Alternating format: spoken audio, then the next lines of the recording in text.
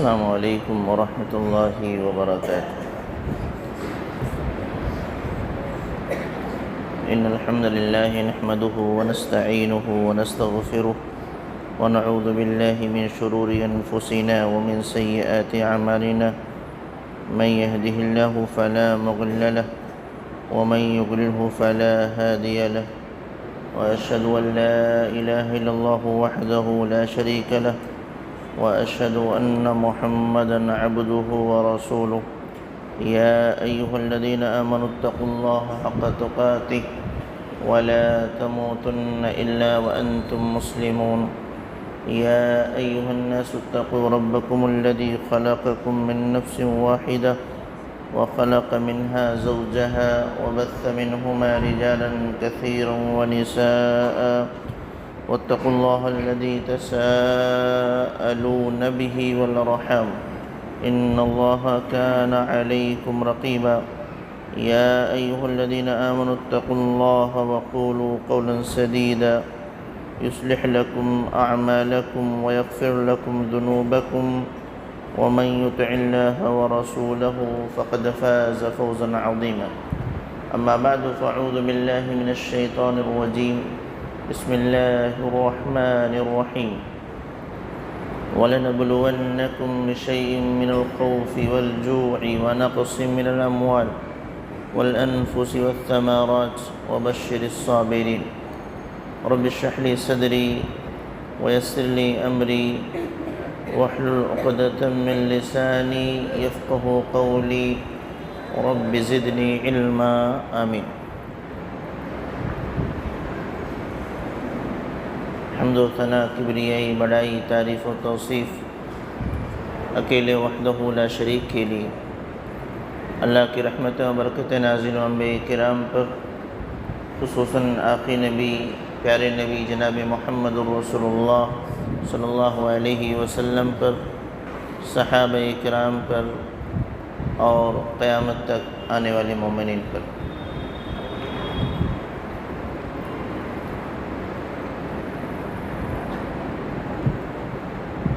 حضرات گرامی، جیسا کہ آپ نے سماعت فرمایا کہ درس کا عنوان ہے عہد فاروقی میں طاعون کی وبا۔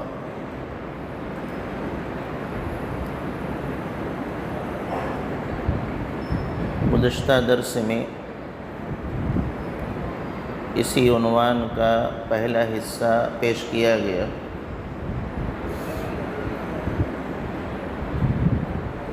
جس میں تمام تر گفتگو عمر بن الخطاب اللہ تعالی عنہ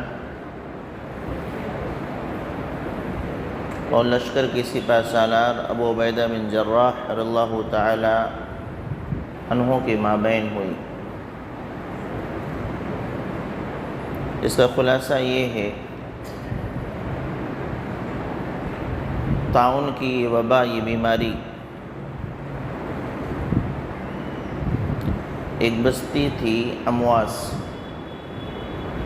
اس بستی میں یہ وبا پھیل چکی تھی۔ عمر بن الخطاب اللہ تعالیٰ عنہ امیر المومنین ہیں اور شام کے لیے سفر کر رہے تھے۔ جب اس کے قریب پہنچے یا سرحد پہ پہنچے تو آپ کو اطلاع دی گئی کہ آگے کی بستی میں طاعون ہے۔ عمر بن الخطاب اللہ تعالی عنہ سوچ میں پڑ گئے کہ ہمیں اب آگے جانا چاہیے یا یہیں سے واپس لوٹ جانا چاہیے۔ صحابہ اکرام کی کئی جماعت سے آپ نے مشورہ کیا اور آخر میں فیصلہ یہ لیا کہ ہمیں واپس چلے جانا چاہیے۔ ابو عبیدہ بن جراح رضی اللہ تعالی عنہ کو آپ کا یہ فیصلہ مناسب سمجھ میں نہیں آیا تو انہوں نے اعتراض کیا کہ اللہ کی تقدیر سے آپ بھاگ رہے ہیں۔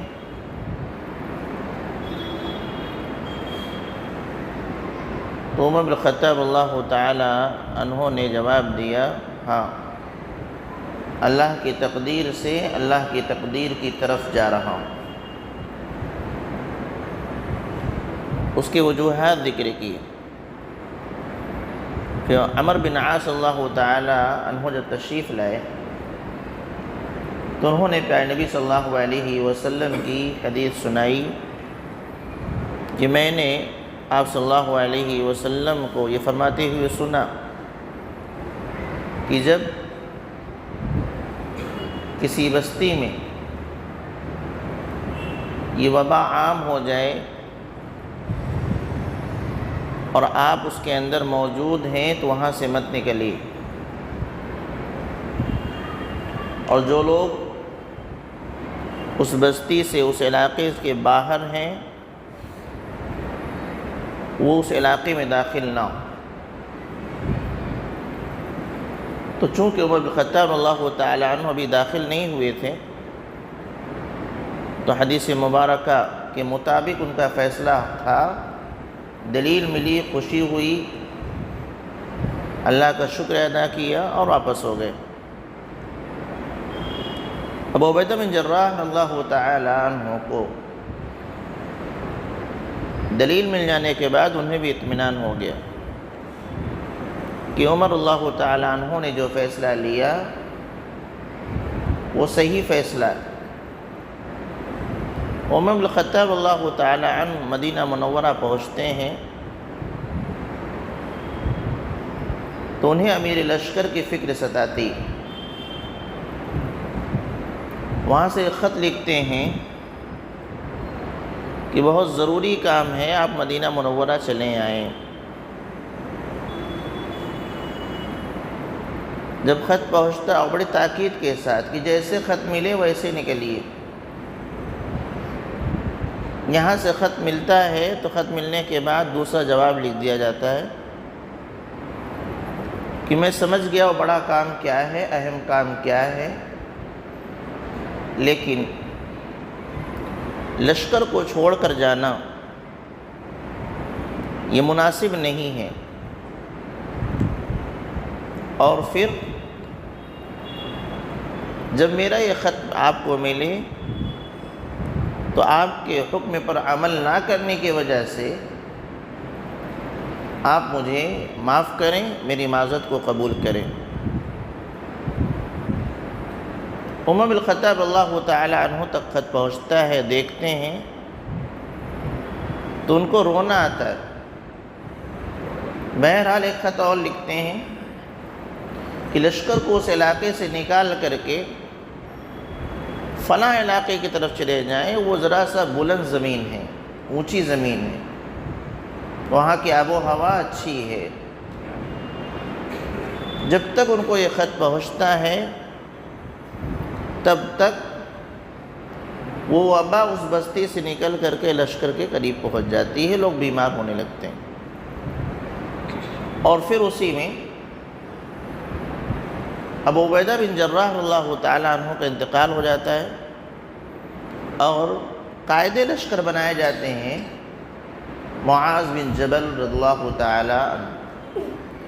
یہاں تک گفتگو ہوئی تھی اور ایک اشکال رہ گیا تھا بھائیوں کا، اور صحیح اشکال تھا کہ جب اللہ کے نبی صلی اللہ علیہ وسلم نے کہہ دیا کہ جس بستی میں وبا ہو اس سے نکلنا نہیں چاہیے اور جو لوگ باہر ہیں ان کو اندر جانا نہیں چاہیے، تو عمر بن الخطاب رضی اللہ تعالی عنہ کیوں انہیں بلا رہے تھے؟ ابو عبیدہ بن جراح رضی اللہ تعالی عنہ کو خط لکھ کر کے کیوں بلا رہے تھے؟ تو اس کی وضاحت رہ گئی تھی۔ وضاحت یہ ہے کہ جہاں یہ لشکر تھا وہاں اس وقت تک وبا نہیں آئی تھی، وبا والی بستی میں لوگ نہیں تھے، اس سے باہر تھے، اس لیے وہ چاہ رہے تھے چلے آئیں۔ اگر وہ اندر ہوتے تو نہ عمر بن الخطاب اللہ تعالیٰ عنہ بلاتے، اور دوسرا یہ کہ ابو عبیدہ بن جراح اللہ تعالیٰ عنہ کا جواب یہ ہوتا کہ حدیث ہمیں اس کی اجازت نہیں دیتی کہ میں اس بستی سے نکلوں جس میں طاعون پھیل چکا ہے۔ تو وہ اس لیے بلا رہے تھے کہ ابھی تک وہاں وبا آئی نہیں تھی، اس لیے بلا رہے تھے، ورنہ وہ بلاتے نہیں۔ بہرحال اس کے بعد وہ وبا وہاں پہنچ گئی۔ پہنچنے کے بعد لوگ بیمار ہونے لگے، جیسا میں نے ذکر کیا، امیر لشکر ابو عبیدہ بن جراح اللہ تعالی عنہ کی اسی میں موت ہوئی، اور قائد لشکر بنائے گئے معاذ بن جبل رضی اللہ تعالی عنہما۔ معاذ بن جبل اللہ تعالی عنہ لوگوں کو جمع کی، چونکہ وبا پھیل چکی تھی، اب کہیں بھاگنے کی کوئی جگہ نہیں تھی، لہذا انہوں نے خطبہ دیا اور کہا ان هذا الامر رحمت ربکم ودعوت نبیکم وموت الصالحین قبلکم اللہم اعط لآل معاذ حظهم فی هذا الامر۔ یہ خطبہ دیا، لوگوں کو حوصلہ دیا، ہمت بڑھایا، اور یہ کہا کہ ان هذا الامر رحمت ربکم، لوگوں یہ جو معاملہ ہے، جو بیماری ہے، یہ تمہارے رب کی رحمت ہے، ودعوت نبیکم، اور تمہارے نبی کی دعا ہے، وموت الصالحین قبلکم، اس سے پہلے، تم سے پہلے بہت سارے نیک لوگ اس طرح کی وبا کے شکار ہو چکے، اور پھر دعا کرتے اللہم اعط لآل معاذ حظهم من هذا الامر، اللہ اس معاملے کا، اس بیماری کا آل معاذ کو بھی ایک حصہ عطا فرما دے۔ آل معاذ، معاذ کے گھر والوں کو بھی ایک حصہ اس بیماری کا عطا فرما دے۔ لوگوں کو اکسا رہے ہیں، ابھار رہے ہیں کہ وہ ہمت نہ ہاریں، بیماری آئی ہے، بھاگنے سے منع کر دیا گیا ہے، اب صبر ہی کرنا ہے۔ اللہ کے نبی صلی اللہ علیہ وسلم کا حکم ہے کہ جس بستی میں وبا پھیل جائے وہاں سے نکلنا نہیں، اور آپ اگر باہر ہیں تو اندر جانا نہیں۔ اب لشکر کے درمیان، یا جہاں وہ ٹھہرا ہوا تھا لشکر، وہاں بیماری آ چکی تھی، اب نکلنے کا کوئی راستہ نہیں تھا۔ صبر کرنا ہے، اللہ کے فیصلے پر راضی رہنا ہے۔ تو ایسے موقع پر صرف حوصلہ افزائی ہی کی جا سکتی تھی۔ چنانچہ یہ چند جملوں کے ذریعے سے انہوں نے لشکر کے حوصلہ افزائی فرمائی اور اپنے لیے دعا کیا کہ اے اللہ، آل معاذ اللہ تعالی عنہ کے گھر والوں کو بھی اس میں ایک حصہ عنایت فرما دے، یعنی ان کو بھی اگر اس بیماری میں ان کی موت لکھی ہے اللہ، ان کو اسی میں موت دے دے۔ یہ چند جملے ہیں، اسی کو آج سمجھنا ہے، اور اسی لیے میں نے اس کو رکھا ہے کہ اللہ معاذ بن جبل اللہ تعالیٰ نے فرمایا یا ایھا الناس ان ھذا الامر رحمت ربکم، کہ لوگوں یہ بیماری جو ہے تمہارے رب کی ایک رحمت ہے۔ سوال، یہ بیماری رحمت کیسے ہو گئی؟ یہ بیماری رحمت کیسے ہو گئی؟ لوگوں کی موت آ رہی ہے، طاعون کی بیماری بڑی خطرناک ہوتی ہے، جگہ جگہ گلٹیاں نکلتی ہیں، بدن میں سوجن آتی ہے، شدید تکلیف ہوتی، اس کو کہہ رہے ہیں کہ ان ھذا الامر رحمت ربکم، لوگوں یہ بیماری تمہارے رب کی جانب سے رحمت ہے۔ کیا مراد ہے کہ یہ رب کی رحمت ہے؟ اس کا مفہوم یہ ہے کہ یہاں صبر کرنے کی تلقین کی گئی۔ اگر کوئی بندہ اللہ کے حکم، اللہ کے فیصلے پر وہ صبر کرتا ہے تو درجات میں بلندی ہے۔ اور دوسرا معاملہ کہ اس طرح کی خاص طور سے طاعون کی بیماری میں اگر کسی کا انتقال ہوتا ہے تو شہادت کا مرتبہ اس کو ملتا ہے۔ اس نے جنگ نہیں کیا، قتال نہیں کیا، طاعون کی بیماری میں مر رہا ہے، شہادت کا رتبہ مل رہا ہے۔ تو اس بنیاد پر انہوں نے کہا ان ھذا الامر رحمت ربکم، لوگوں یہ بیماری تمہارے رب کی جانب سے رحمت ہے۔ تو رحمت اس وقت ہے کہ جب ہم اللہ کے فیصلے پر راضی ہیں، اور کیا فیصلہ ہے کہ جب اللہ کی جانب سے یہ وبا آ جائے اور ہم اس بستی میں موجود ہیں تو وہاں سے ہم کو نکلنا نہیں ہے، وہیں صبر کرنا ہے، کیونکہ نکلیں گے دوسری طرف بھی معاملہ جائے گا، اس لیے اسی میں رہیے اور صبر کے ساتھ رہیے کہ اللہ کا فیصلہ ہے۔ موت ہوگی تو اس میں ہم مر جائیں گے اور شہادت کا مرتبہ پا جائیں گے، اور اگر موت نہیں ہے تو ایک بیماری نہیں، ہزاروں بیماریاں آ جائیں ہم بچ رہیں گے، محفوظ رہیں گے۔ تو صبر کرنے کی جو حکم دیا گیا، بندہ اس پر صبر کر رہا ہے تو رب کی جانب سے یہ بیماری رحمت بنتی ہے، شہادت کا درجہ ملتا ہے، اور بچ گئے تو صابرین میں شمار ہو جاتا ہے۔ لیکن ان لوگوں کے لیے رحمت نہیں ہے جو گناہگار ہیں، جو خطا کار ہیں، جو اللہ سے بغاوت کرنے والے لوگ ہیں، اللہ کی باتوں کو نہیں مانتے، ان کے لیے رحمت نہیں، ان کے لیے عذاب ہے۔ یہ رحمت ان کے لیے جو مومنین ہیں، نیک صالح ہیں، اور اللہ کے فیصلے کی وجہ سے وہ وہیں جمے ہوئے ہیں، صبر کر رہے ہیں، ان کے لیے رحمت ہے۔ لیکن جو اللہ کی فرما برداری نہیں کرتے، جو نماز روزہ نہیں کرتے، جو اللہ کی باتوں کو نہیں مانتے، اللہ کے بتائے ہوئے طریقے پہ نہیں چلتے، ان کے لیے رحمت نہیں، یہ عذاب ہے پھر، کیونکہ اللہ رب العالمین نے فرمایا وَمَا أَصَابَكُم مِّن مُّصِيبَةٍ فَبِمَا كَسَبَتْ أَيْدِيكُمْ وَيَعْفُو عَن كَثِيرٍ، کہ تم پر جو بھی مصیبت آتی ہے تمہارے کرتوت کی بنیاد پر آتی۔ تو اگر ہمارے اعمال اچھے نہیں ہیں تو یہ بیماریاں ہمارے لیے وبال ہیں، وبا ہیں، یہ عذاب ہیں۔ لیکن اگر ہمارے اعمال اچھے ہیں اور اللہ کے فیصلے پر ہم راضی ہیں، ہم نے صبر کیا ہے، تو یہ بیماری ہمارے رحمت ہے، گناہوں سے معافی کا ذریعہ ہے، اور شہادت کا رتبہ دلانے والی ہے۔ اس طریقے سے انہوں نے اپنے قوم کو ابھارا۔ دوسری بات، دوسرا جملہ تھا وَدَعْوَةُ نَبِيِّكُمْ، کہ لوگوں یہ بیماری تمہارے نبی کی دعا ہے، تمہارے نبی کی دعا ہے۔ پیارے نبی جناب محمد رسول اللہ صلی اللہ علیہ وسلم نے ایک دعا کی، تو اسی جانب اشارہ ہے اللہم اجعل فناء امتی بالطعن والطاعون، اے اللہ میری امت کی موت، طعن یعنی نیزہ بازی، اور اسی طریقے سے طاعون کے ذریعہ سے عطا فرما دے۔ یہ نبی کریم صلی اللہ علیہ وسلم کی دعا ہے۔ کیوں؟ کیونکہ یہ دونوں چیزیں ایسی ہیں جو انسان کو شہادت کے رتبے پر فائز کر دیتے ہیں۔ اس لیے اللہ کے نبی صلی اللہ علیہ وسلم نے یہ دعا فرمائی تھی کہ اللہ میری امت کا فنا، میری امت کی موت طعن یعنی نیزہ بازی سے، اللہ کے لیے لڑتے ہوئے، قتال کرتے ہوئے موت آ جائے، یا اسی طریقے طاعون کی بیماری سے موت آ جائے۔ یہ اللہ کے نبی صلی اللہ علیہ وسلم نے دعا کی۔ گویا کہ اگر ہمارے اعمال اچھے ہیں تو یہ بیماری ہمارے لیے بہتر ہے، کیونکہ اللہ کے نبی صلی اللہ علیہ وسلم نے اس کی دعا کی ہے۔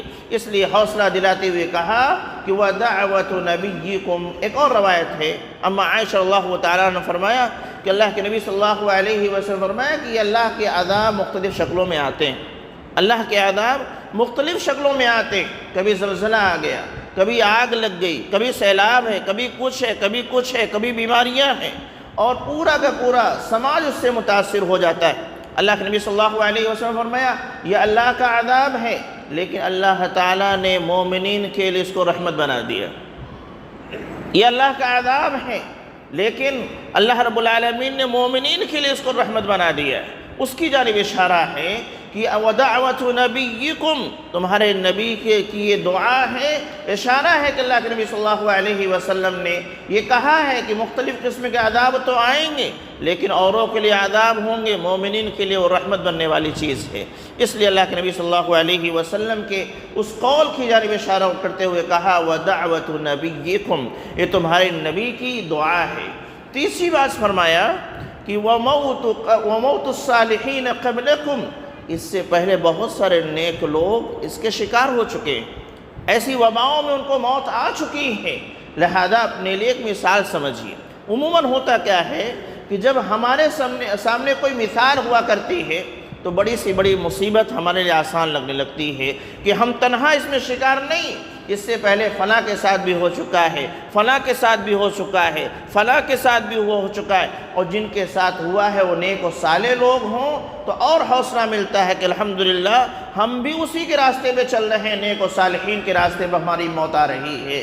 اس لیے کہا وَمَوْتُ الصَّالِحِينَ قَبْلَكُمْ، اس سے پہلے تمہارے جو صالحین نیک لوگ تھے ان کی موت آ چکی۔ یہ 3 جملوں کے ذریعہ سے انہوں نے اپنی لشکر کو اکسایا، ابھارا، ہمت دلایا، صبر پر کہ صبر کرتے رہیں، ہم کو یہاں سے بھاگ کے جانا نہیں ہے۔ اللہ کے نبی صلی اللہ علیہ وسلم کے صحابی پیارے نبی صلی اللہ علیہ وسلم کے حدیث کو سمجھتے ہیں اور اس کو رحمت مانتے ہیں، ایک دعا بھی کرتے ہیں، کیا؟ اللہم اجعل آل معاذ فی هذا الامر حقهم، اللہ آل معاذ کو اس کا حصہ عنایت فرما دے، یعنی اس بیماری اس کا جو حصہ ان کے گھر والوں کے لیے مقدر اللہ ان کو عطا فرما دے، یعنی گویا کہ ایک طریقے سے موت کی تمنا کر رہے ہیں۔ اس کا 2 پہلو میں آپ کے سامنے رکھوں گا۔ پہلا یہ ہے کہ جب قائد لشکر مرنے کے لیے تیار ہو جائے تو اس کے پیچھے جتنے لوگ ہیں وہ مرنے سے بھی نہیں گھبراتے ہیں۔ قائد لشکر خود اس کے لیے تیار ہے تو بقیہ لوگ ہمت نہیں ہارتے، کیوں؟ ہمارا قائد بھی اس کے لیے تیار ہے۔ لیکن اگر قائد بچتا ہے، امیر لشکر پیچھے جاتا ہے، امیر محترم پیچھے جاتے ہیں، تو پھر بقیہ لوگ بھی ہمت ہار جاتے ہیں، وہ اپنے آپ کو تنہا محسوس کرتے ہیں۔ اس دعا کے ذریعہ سے بھی انہوں نے اپنے لشکر کی حوصلہ افزائی فرمائی کہ تم تنہا نہیں ہو کہ تم کو میں روک رہا ہوں، میں خود شامل ہوں، اور خود نہیں، میں جو دعا کر رہا ہوں اپنے لیے بھی اور اپنے گھر والوں کے بھی دعا کر رہا ہوں۔ ایک چیز، اور دوسری چیز ایک اعتراض ہو سکتا ہے، کیا ہم موت کی دعا کر سکتے ہیں؟ کیا ہم اپنی موت کے لیے دعا کر سکیں گے اللہ مجھ کو موت دے دے؟ کیا نبی صلی اللہ علیہ وسلم نے اس سے منع فرمایا ہے؟ موت کی دعا کرنے سے پیارے نبی صلی اللہ علیہ وسلم نے منع فرمایا ہے۔ اور معاذ بن جبل اللہ تعالی عنہ اپنے لیے اپنے گھر والوں کے لیے دعا کر رہے ہیں موت کی، بیماری کی۔ کیا مطلب ہے؟ دیکھیے، عام موت کے لیے دعا کرنا، جیسے لوگ کہتے ہیں اللہ مجھ کو موت دے دے، وہ درست نہیں، وہ جائز نہیں۔ لیکن شہادت کی موت کی تمنا کرنا اور دعا کرنا، یہ پیارے نبی صلی اللہ علیہ وسلم نے بتایا ہے۔ عام موت کی بات نہیں، عام موت کے لیے دعا کرنا یہ درست نہیں، نہ اپنے لیے نہ کسی کے لیے، بلکہ شہادت کی موت کے لیے دعا کرنا درست ہے۔ یہاں جو معاملہ ہے، معاذ بن جبل اللہ تعالیٰ عنہ کا حدیث مبارکہ معلوم ہے کہ طاعون کی بیماری میں جن کو موت آتی ہے ان کو شہادت کا رتبہ ملتا ہے۔ اسی بنیاد پر وہ اپنے لیے، اپنے گھر والوں کے لیے اس کی دعا کر رہے ہیں، یعنی انہوں نے حدیث کی خلاف ورزی نہیں کی، بلکہ شہادت کی موت کے لیے تمنا کرنے کا حکم ہے۔ بلکہ یہاں تک کہا گیا کہ ہر مومن کے دل میں شہادت کی تمنا ہونی چاہیے۔ یہ بہت بڑی بات ہے، اور آج اکثر لوگوں کے دل میں نہیں۔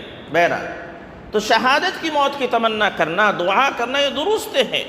اور معاذ بن جبل اللہ تعالیٰ عنہ نے یہی دعا کیا تھا کہ طاعون کی بیماری لاحق ہوگی تو اس کی وجہ سے شہادت کا رتبہ مل جائے گا، اس لیے انہوں نے دعا کی۔ بہرحال یہ 4 جملے انہوں نے اپنی قوم کے سامنے، لشکر کے سامنے رکھا کہ ان هذا الامر رحمت ربکم ودعوت نبیکم وموت الصالحین قبلکم اللہم اجعل آل معاذ حدهم فی هذا الامر، کہ یہ معاملہ، یہ بیماری تمہارے رب کی رحمت ہے، اور یہ بیماری تمہارے نبی کی دعا ہے۔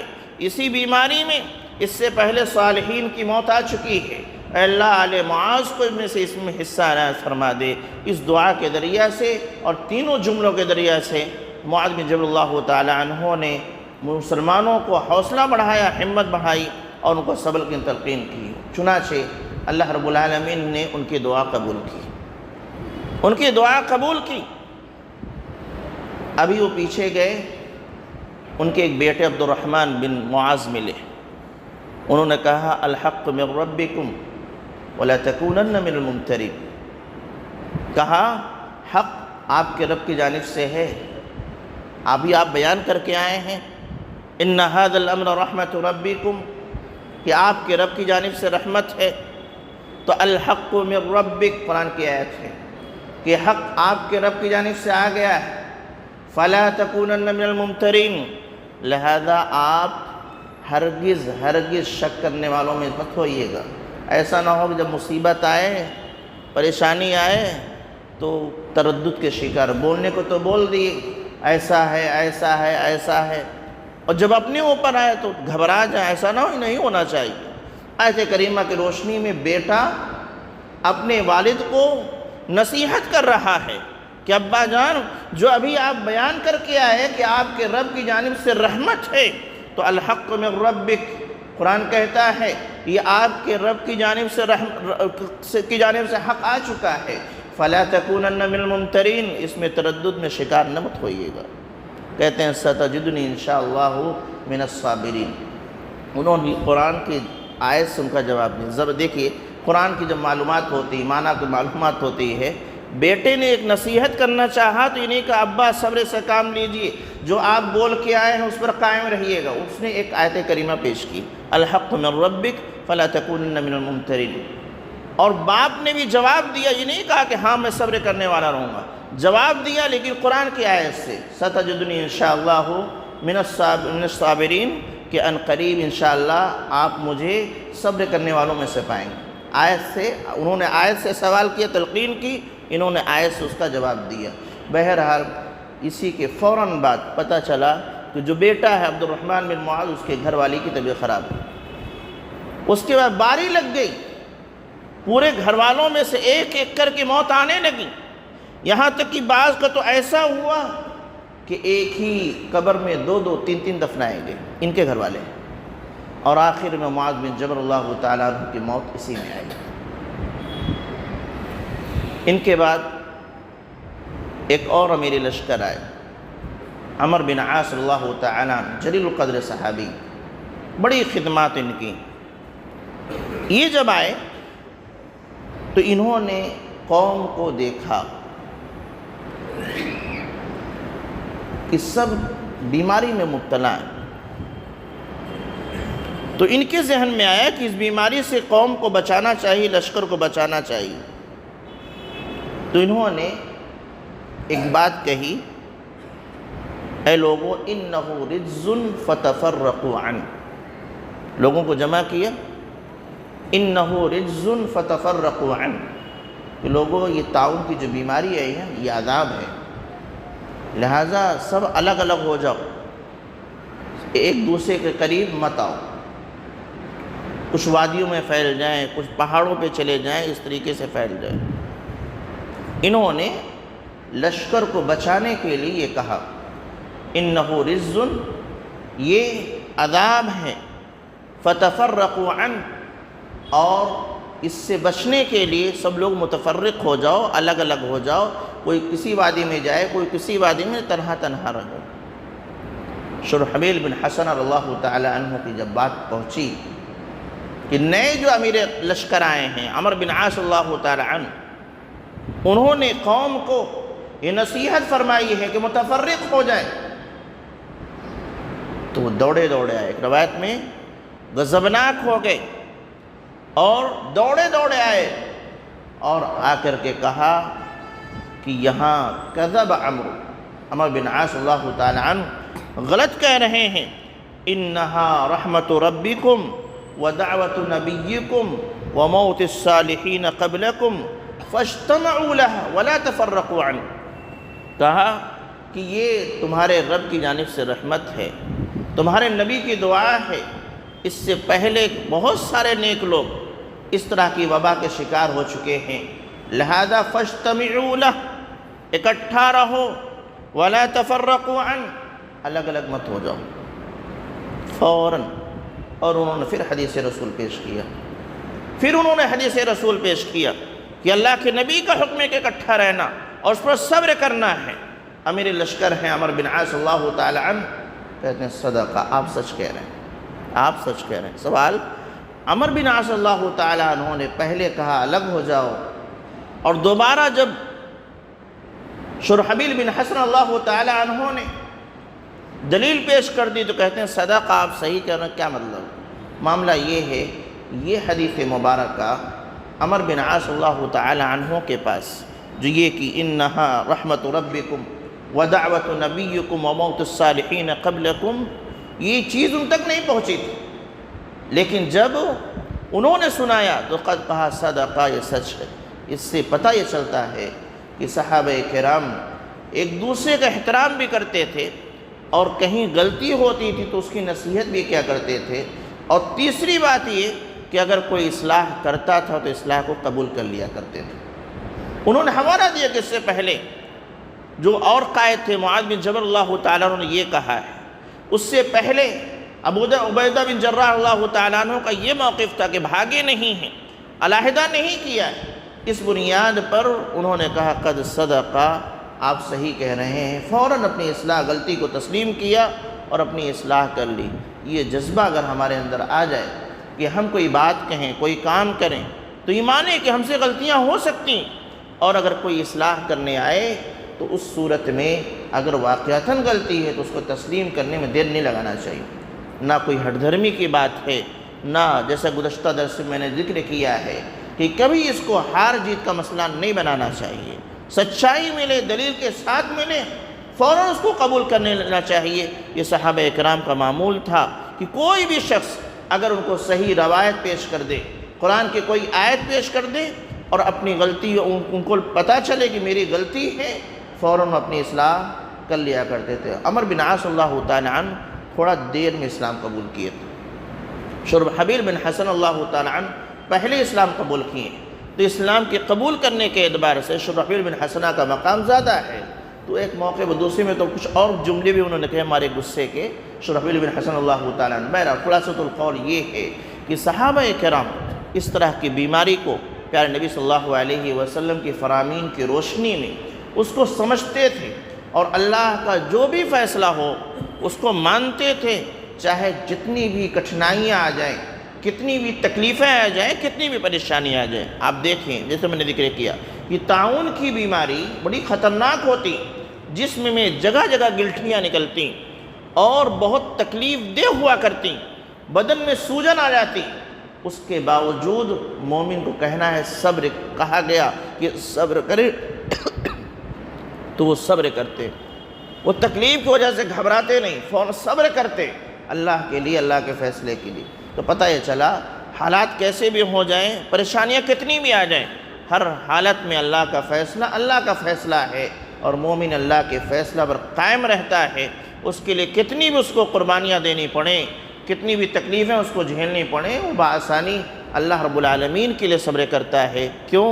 اس لیے کہ اس کی نگاہ دنیاوی نعمتوں پر یا دنیاوی تکلیفوں پر نہیں رہا کرتی، بلکہ اس کی نگاہ آخرت میں رہا کرتی ہے کہ میرا رب اگر راضی ہوگا تو دنیاوی یہ تکلیف چند روزہ ہی تو صحیح، اس کے بدلے میں اگر جنت مل گئی تو اس سے بہترین سودا کچھ اور نہیں ہو سکتا۔ الہی میں کہنے سننے عمل کی توفیق دے، ہمیں کتاب و سنت میں زندگی گزارنے والا بنائے، صحابہ کرام کے نقش قدم پہ چلنے والا بنائے، ہر طرح کی بیماری سے، مصیبتوں سے ہمیں بچا، شہادت کا رتبہ ہمیں عطا فرما، آمین تقبل رب العالمین۔ السلام علیکم و رحمۃ اللہ وبرکاتہ۔